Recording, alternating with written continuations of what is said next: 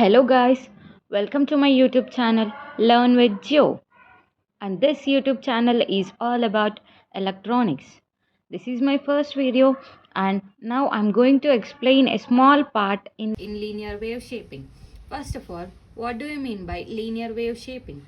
When non-sinusoidal signals like step, ramp, square, and pulse signals are fed as input to a circuit, then the output response of this will be altered or changed. Now, in this, we are going to derive an expression when a step signal is given as input to high-pass RC circuit. A high-pass RC circuit is a circuit that which allows only higher frequencies and rejects remaining all other frequencies. A high-pass RC circuit can be drawn as follows. It consists of a capacitor and a resistor.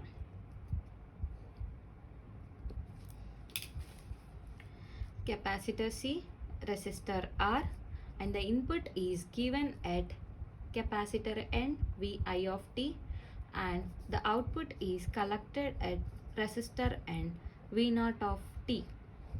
The current that is flowing through this circuit is I of t.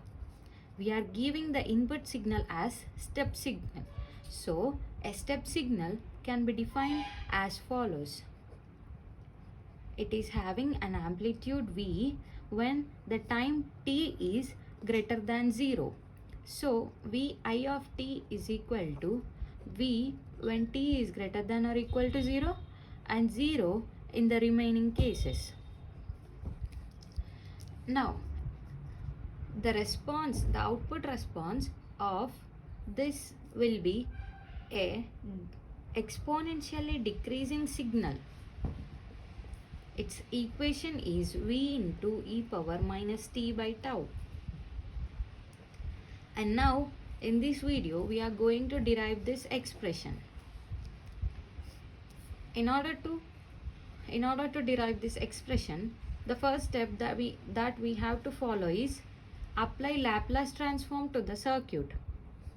After applying Laplace transform to the circuit, there would be some changes in the circuit. The capacitor will be converted into 1 by Cs and the resistor will remain constant. The input voltage will be converted from time domain to frequency domain. It will become Vi of S and the output voltage will become V0 of S. The current flowing through this will become I of S. Now, the second step that we need to follow is apply KVL to the above circuit. When we apply KVL, the first step that we have to do is we have to recognize the positive and negative terminals in the circuit. Positive, negative, positive, negative. Generally, a resistor won't have positive and negative terminals, but in order to obtain the voltage across these components, we are giving the terminals. When we apply KVL, we are moving from negative to positive, hence the input supply will become plus Vi of S, and voltage across capacitor moving from positive to negative, so it will become minus Vc, and voltage across resistor, it is moving from positive to negative, hence it will become minus Vr, and the algebraic sum across all components in a closed loop is equal to 0. We can also write this as Vi of S is equal to Vc plus Vr. We know from Ohm's law, V is equal to IR. R may be reactance or resistance. So, for capacitor, the voltage across capacitor will become 1 by Cs. It is the reactance. And the current flowing through this is I of S. The voltage across resistor is current I of S into R. And now here I of S can be taken common. So I of S, when we take I of S as common, it will become 1 by Cs plus R. This is equal to Vi of S. Consider this as equation 1. And the second step, and the other thing, that is output voltage V naught of S is equal to, the output voltage is collected at resistor ends, so it will become current I of S into R. Consider this as equation 2. Now the third step that we have to do is find the gain or transfer function. The transfer function or gain is defined as the ratio of output voltage to input voltage. Here the output voltage is V naught of S and the input voltage is Vi of S. Now we know the values of V naught of S and Vi of S. So let us substitute here. V naught of S by Vi of S is equal to I of S into R by I of S into 1 by Cs plus R. I of S will get cancelled, and here we will get R by 1 by Cs plus R. Now divide both the numerator and denominator with R. R by 1 by RCS plus R by R. So we'll get 1 by 1 plus 1 by RCS. Here it is equal to V naught of S by Vi of S. We can also write it as V naught of S is equal to Vi of S by 1 plus 1 by RCS. And here we know Vi of t is equal to V when t is greater than or equal to 0. When we are applying Laplace transform to input voltage, it will be converted into Vi of S. So Vi of t will become Vi of S. And what would be the Laplace transform of constant? We know the formula, Laplace transform of some constant like 2. Then it will become 2 by S. It indicates that Laplace transform of constant will become 1 by S into that constant. Here the constant is V. So V by S. Consider this as 3 and this as 4. Now substitute equation 4 in equation 3. It will become V naught of S is equal to V by S by 1 plus 1 by RCS. And then multiply both the numerator and denominator with S. Hence it will become V naught of S is equal to V into S by S whole by S plus S by RCS. Here S and S will get cancelled.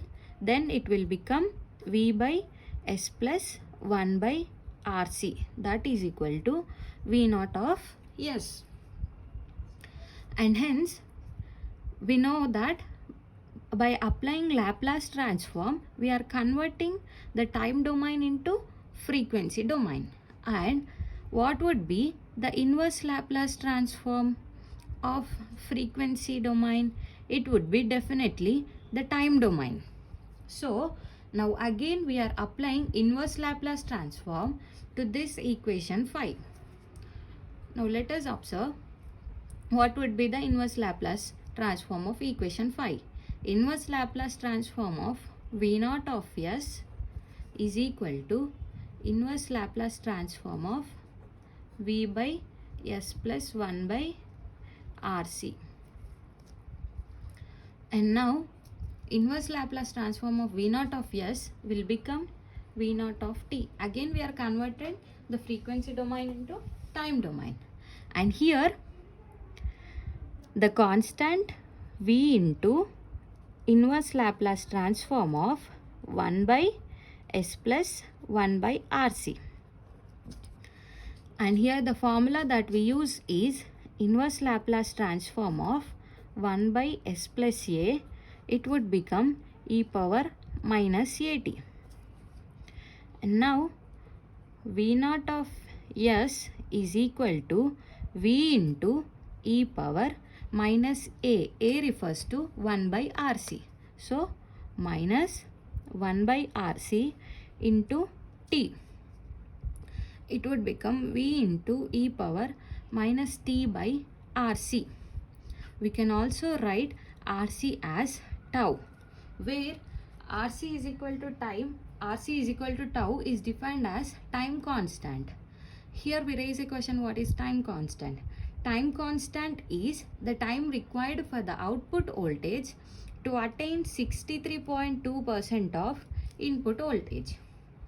Now finally the equation is obtained, that is V naught of t is equal to V into e power minus t by tau. Here we can check two conditions, that is one, when t is equal to 0, what would be the resultant? Substitute t is equal to 0 in equation 6. V into e power 0 will become V. And second condition is when t is equal to infinite. V into e power minus infinite will become V into 0, that is equal to 0. And from these two conditions, we can also draw the resultant graph. It is the output response V naught of t and the time domain t, 0. When time t is equal to 0, the output voltage is V. And at time t is equal to infinite, the output voltage is 0. It means it is an exponentially decreasing signal. And this is the final resultant equation. We can also use another methods to approach this equation. This is all about response of high pass RC circuit for step input. Like other YouTubers, I don't want to ask you like, share and subscribe for my video.